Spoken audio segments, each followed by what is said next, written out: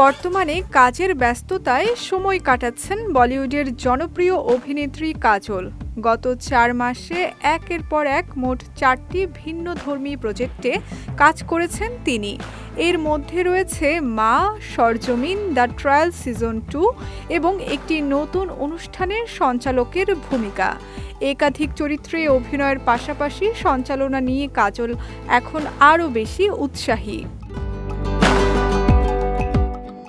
সম্প্রতি এক সাক্ষাৎকারে কাজল বলেন, আমার ভাগ্য ভালো যে এত ভিন্ন ধরনের কাজ করতে পারছি।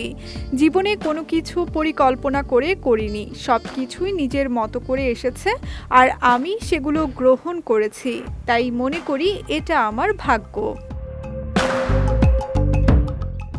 কাজলের সাম্প্রতিক 3টি কাজেই তিনি একজন মায়ের চরিত্রে অভিনয় করেছেন। এই বিষয়ে তিনি জানান, খুব কাকতালীয়ভাবে আমার সাম্প্রতিক সব চরিত্রই এমন মায়ের যিনি সারাক্ষণ সন্তানদের আগলে রাখেন।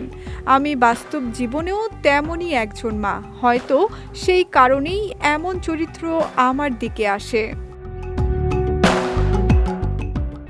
নারীবাদ নিয়ে মত জানাতে গিয়ে কাজল বলেন, আমার কাছে নারীবাদ মানে হলো নারীর পাশে নারী দাঁড়ানো, নিজের শক্তি ও অবস্থান নিজের হাতে তুলে নেওয়া। এতে পুরুষদের ভূমিকা অস্বীকার করছে না, তবে নারীদের 60 থেকে 70% শক্তি আসে নিজেদের মধ্যে থেকেই। দীর্ঘ 3 দশকের ক্যারিয়ারে কাজল প্রমাণ করেছেন, সময় বদলালেও তার অভিনয়ের গভীরতা ও মান কখনো কমেনি।